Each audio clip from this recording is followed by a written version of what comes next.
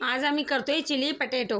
बटाटे असे कापून घेतलेत असे। आता यांना आपण पाणी टाकूया आणि थोडंसं गरम पाण्यात उकळून घेऊया मीठ टाकून। आता याला आपण थोडंसं उकळून घ्यायचं, त्याच्यात थोडंसं मीठ टाकूया।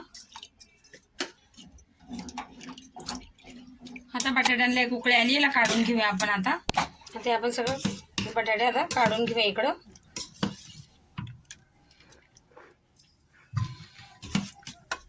आता याच्यात टाकायचं आपल्याला मीठ टाकायचं चवीपुरतं, काळी मिरीची पावडर, थोडीशी काश्मीरी लाल मिरची टाकते मी याच्यात।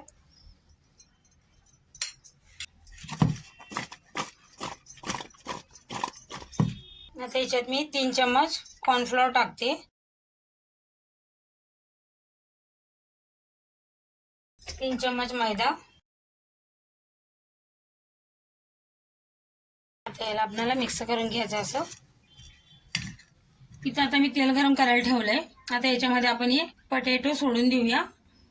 बघा तर मस्त असं एक एक सोडायचं आपल्याला, ताकी ते चिटकावा नाही आणि चांगले कुरकुरे होईपर्यंत आपण फ्राय करून घेऊ। त्याला आपल्याला चांगलं होऊ द्यायचं, मस्त कलर असतो। आता आपण यांना काढून घेऊया, परत एकदा आपल्याला फ्राय करायचे।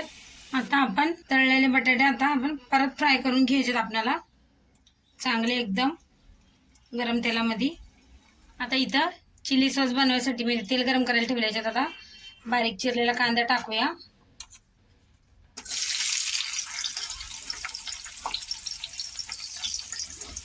आणि मग बारीक चिरलेलं लसूण, अद्रक बारीक चिरून घेतलंय। त्याला आपण परतून घेऊया असं।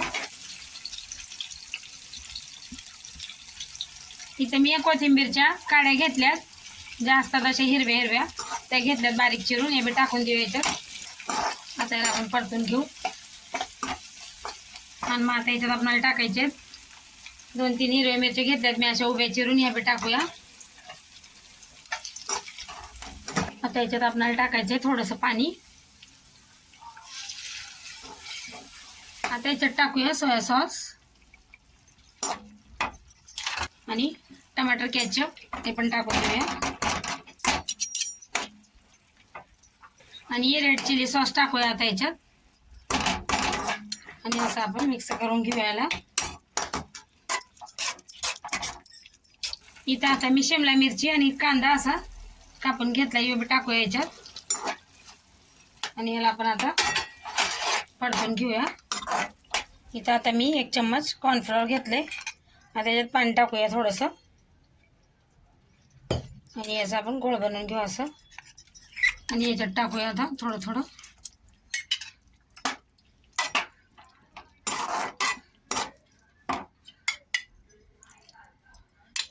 आणि याला आता मिक्स करून घेऊया। आता याच्यात टाकूया थोडंसं मीठ, याच्यात थोडीशी कोथिंबीर टाकते मी। आता इथे बटाटे टाकूया आपले, आणि याला आपल्याला बारीक कमी गॅस केलाय, त्याच्यावरच बारीक खाली करून घ्यायचं, बस जास्त नाही करायचं। आता परत थोडीशी कोथिंबीर टाकून याला आपण काढून घेऊया। बघा किती मस्त झालेत आपले चिली पटेटो। आता याच्यावरतून आपण थोडीशी तेल टाकूया। तयार आहे आता आपलं चिली पटेटो।